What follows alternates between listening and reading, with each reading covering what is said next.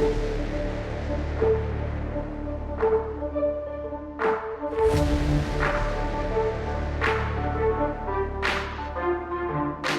I mean, we won't get to see it in action this particular game, but it is interesting to consider that Sword still has a space here. And there they are, starting out with Shadowverse Rune. You've played Rune quite a bit. How do you feel about this matchup? What do you think of Fantasy's chances?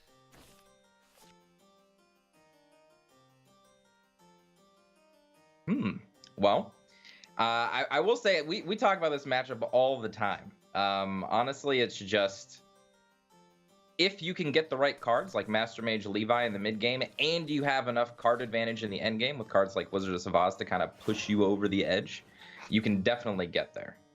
But Mid Shadow just is a more consistent deck. We do talk about this a lot. Like this matchup, just Mid Shadow in general. Like we see Dirt Rune a lot, but Mid Shadow in general. How long have we been seeing Mid Shadow? Like every other game, I think it's been since Tempest release, right? In EU, it dropped off a little bit yesterday, but today almost every player is bringing it again, so it's back. Yeah. Well, North America they've always been like, they're still playing Sword, right? Like they're right. very by the book, very like, meta oriented, I think. Mm-hmm. And that goes a lot to say about the NA side. NA likes to play meta. They like to play meta. They like to tune their decks very specifically to how they like to play, but they don't really metagame that much. That's not to say it's a bad strategy. It just means to say that they're okay with playing meta versus meta and just I'm better than you this match type of mindset. Oh yeah, they're totally up for. They're gonna grind a matchup 1,000 times and they're gonna play that matchup in tournament every time. That's what NA likes to do. And that's why we see a lot of our NA players just bringing, decks that they really like. Like we'll see Fantasy bring Sword probably every week, and just things like that. Just players are very comfortable with what they know. The players playing against them know this. That's why you see the bans. So I feel it's very comfortable, and all the players know what they're doing. It's just now they have to execute. Exactly. It's all about comfort picks, really, and it kind of always has been. I think as long as I've been casting North America, they've been going for comfort picks. Yeah, and I don't mind it at all. I mean, it's a lot better than playing a strategy that you think might win and then just making a mistake on a turn because you haven't played the matchup enough. So I mean, if NA players put in the amount of time that I think they do into their play testing, playing meta decks just makes sense. Definitely. This matchup is, I think we've always talked about this matchup in particular being very weighted towards Dirt Rune, and I don't know, I think Fantasy agrees. He's just going to go face. He's not even going to bother clearing the skeletons at all in any way. Nope, and he's got pretty much the perfect setup. I mean, he's got 2 Levi's left for his Evolve Orbs. He's got the Master Mage Levi that he just freshly got off of the Evolve. And he's got Wizard of Vazes plus Dance of Death. I think he's feeling pretty comfortable right now. He is kind of like, I don't know, like you mentioned he has Wizard of Oz, but I feel like his hand's kind of bricked in a sense that double Wizards of Oz is not very synergistic together. But he does have triple Levi, and Levi, as we know, is like one of the biggest reasons why this deck is so good against Mid Shadow. Yep, and he's already got the sigil set up for the turn 6 Levi, and like I said, double Evos for the other Levi's. And the thing is, like, because he's playing so proactively, Red has to respond to him. He has to play reactively, which I believe will give Fantasy enough time to get these Wizard of Savazes in play and get some value on them. That's true. That is true. It's also kind of it's interesting that Fantasy was able to take that aggressive role too. Having gone second, he was able to still put the onus on Red to react to things he was doing, which is not something somebody can do always when they're going second. Yeah, that's a huge point to actually talk about as well. If you're on the draw, if you can get the initiative back in your favor, like you're the attacking player and the first player has to start reacting to you, those extra Evolve Orbs actually come in so key because you just have more. And if you're the aggressive player, that just means more damage, a lot scarier boards, and so on. It is definitely. I think Fantasy was taken aback right there by that Evolve, right? Because we know it was a pre-evolve for Master Mage Levi, obviously. I think he knew that too. But he's probably he's going to evolve Master Mage Levi over this. What do you think of this play? This is very interesting. I like it. So if Red's idea is I'm going to start out card advantaging you now, getting rid of that last Evo point, like I said, it's so important to deal damage. If you can get it on defense, then you can kind of push the favor back into your side. And especially if you know how it's going to evolve, this sets up the zombie party perfectly. So I like everything about that Evolve from Red. That was very interesting. We saw on the camera that he made like a sort of like, you know, hand gesture, like he knew that would happen almost. Like Yep. He's just like, oh, I know, and that plays exactly into what I was talking about. The players know exactly how these matchups are going to go.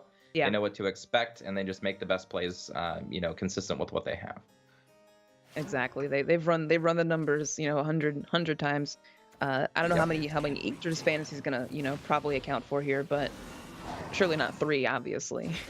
There's no way. No. No. And I like this. I mean, in a matchup such as this, a lot of times we see our shadow players take their Ektars and just hold on to them and just, you know, play super value games. But I think Red knows in this matchup you don't have a lot of time. Cards like Mutagenic Bolt, Dance of Death, and things like that will continue to keep dealing damage to you. And if you don't end the game fast enough, you're just going to fall over.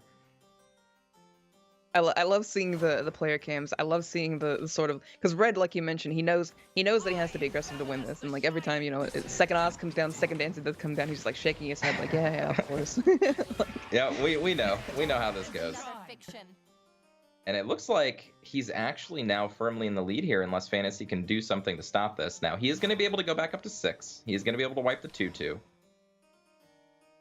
But that gives Red the chance to top deck for a victory here. This is an interesting line. He's not going to kill the 2/2.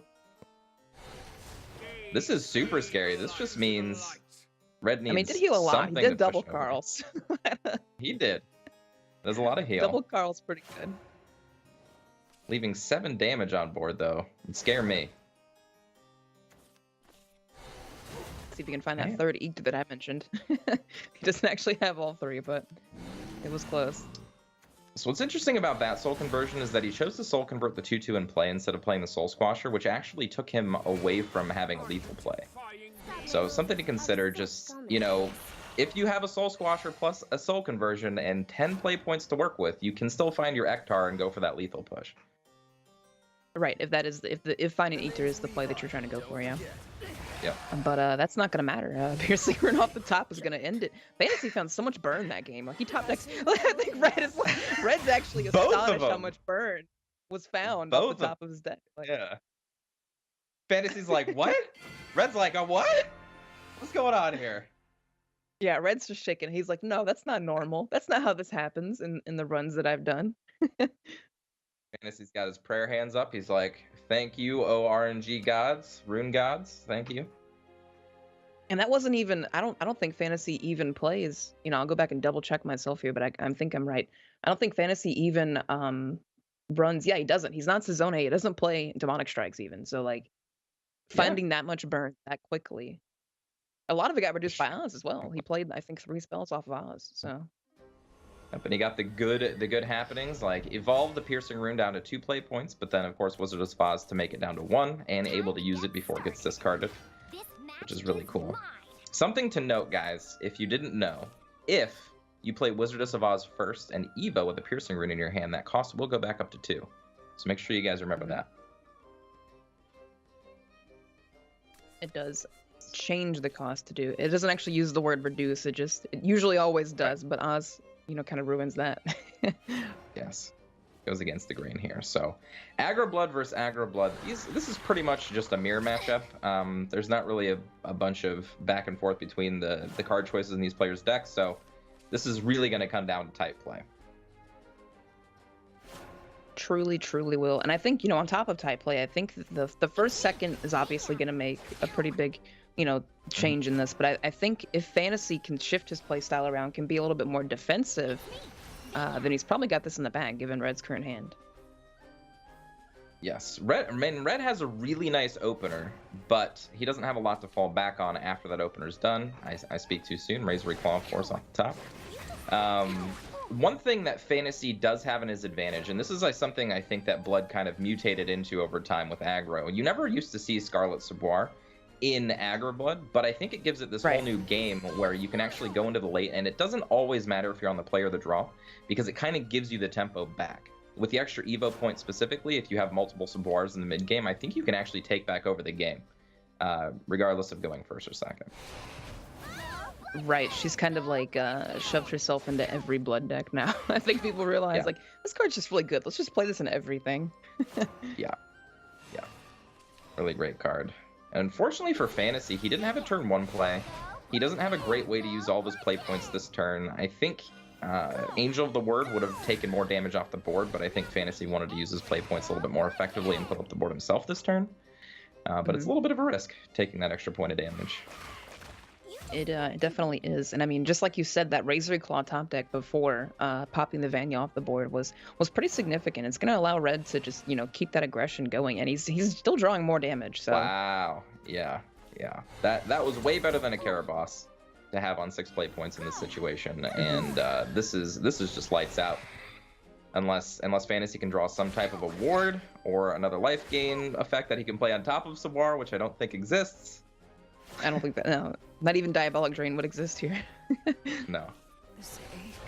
That's going to be very unfortunate. Even though he wipes the board completely, Red knows goodbye. Yep. The game is over. And like I said, that one extra damage will come into play here and just end Fantasy. That was a really good Razor Claw top deck. His hand did not look amazing, but Razor Claw to control the board, Night Horde to control the board, like just allowed Red to push so much. Good job. He got so aggressive. Yeah. This is one of the things, like, I've faded in and out of Night Horde and like Bat Synergy and stuff like that, but when you're on the play and you have Night Horde, especially when you have Vanya in play, it just, there's no card that just feels as good to play. You know, Geno might be a close second, but like when you have everything going for you, I think Night Horde might be one of the best on the play 4-drops. Well, I mean, Night Horde, it's always going to leave behind 2/1/1s, right? Which Geno only does if it enhances itself. So, Night Horde, it does 2 less damage to the follower, but when you're on the play, like you said, I don't think it matters. 4 play points to kill a 2 or 3 drop is very, very easy. Especially if you have those little bat tokens out already from Summon Bloodkin on the 2nd turn or something like that. I mean, you can take out you can take out something huge. Even an Ancient Elf that's been pumped, you can take out sometimes. 4 play points for 4 damage and make 2 bats. Oh, that sounds way too good. Feels good. All right, and this match is going to be over quite quick, of course, as we've been seeing, and we've got one more aggro versus a mid-range strategy here, the aggro deck on the play, so I'd say Fantasy has a slight advantage. We'll see if Red can stop it. Aggro is definitely difficult for mid shadow, I think, sometimes, but Red, I'm assuming, I don't want to get these lists mixed up, but I'm assuming Red is also playing he's also playing Ceres, I assume, right? Yeah, I would hope so. Yeah, he's playing 3, of course. Yeah, I'm not gonna look at the list, I would hope but so he's as well, not playing Ceres. He might be a little crazy. The one thing that I actually find odd about all of these shadow decks that people are now playing, like quote-unquote meta shadow decks, they're all playing Andriolphus instead of a more beefier 2-drop, and I think that really suffers in matchups like this, especially when you're on the draw. You just don't have the attack on your followers that you really want to combat the board. I can see that. I can see where you say that, but Andriolphus, it can blow people out pretty hard. That's a good retort. That's a good retort. Okay, I'll give you that. It's a pretty good reason when you think about it. I mean, Andriolphus is if you evolve that, your entire hand, like thinking about the fact that your entire hand now cycles, just means that you outlast any other mid-range deck. He's even gonna choose to do that over Ceres this turn. That's how good that is for him. That's crazy. And this will allow him to play his other Andriolphus and allow him to just start powering up cards. And Fantasy doesn't have a lot of gas left in the tank. I mean, he's got a nice little word play this turn, and every time I say that, they always draw the Razor Claw. But you know what? They always do, I'm gonna right? Keep saying it. I'm gonna keep saying it. The reverse caster curse. That's right. Got a terrible hand. Never mind. My hand just got a little bit better. But it's interesting because he had a very similar hand to what we saw Red on the play with last game, right? And remember, Red, was on the play. He had to top deck that Razor Claw into the Night Horde to make that, a thing to come back from that. But Fantasy did that a turn late. He drew that Razor Claw a turn or 2 after Red did, right? Because Red drew it on 3. Fantasy drew it on 5. So it's much different. Now he's got to deal with this Ceres. I think this will force the Caraboss out unless Fantasy top decks something, because he has to get that off the table. And he already has the Razor Claw, so he's on his way to finding lethal. It's just, it's going to be tough from this point, because Fantasy's going to be locked on play points, of course, because of Caraboss's effect. and he'll just have to dig his way out of this one. Right. To be fair to him, though, Karabos is a very, very powerful effect. So And for those there's of also you not a out there Soul watching, Squasher available to red. So that's true. So easy removal for the Karabos. What Karabos actually does, guys, if you didn't know, basically for the rest of the game, and they stack if you have multiple Karabosses that you've played, at the end of your turn, your opponent will take a damage and you draw an extra card. So it gives you that card economy, and it also deals some extra damage, but it does stop your play point development. He will now stop at 6. ooh, very interesting choosing to kill Andrelphus there instead of go face with the extra 1. I like it. I think he's now slipping into this mindset of Karabos is going to carry me now. I don't really have to overextend on the board. I want to make sure that I can't take any damage here. I think it's a smart play. Definitely has that. It feels that kind of way. Yeah, I think he's in the mindset of Karabos will end the game eventually if I just last for 14 turns. Right. Then Karabos will win. Yes, 14 turns, quite a long time. However, you do get to play other spells on your turn. Also, I mean, drawing 2 cards every turn is pretty good. I've heard. You know, I don't play card games that often, right? But I've heard that's pretty okay. Ooh, interesting line here. I almost thought he would have gone for the Blood Wolf into the Bone Chimera just to get the same amount of damage while also trying to keep the board cleaner. But this does prevent 1 less damage from an Ektar play, so...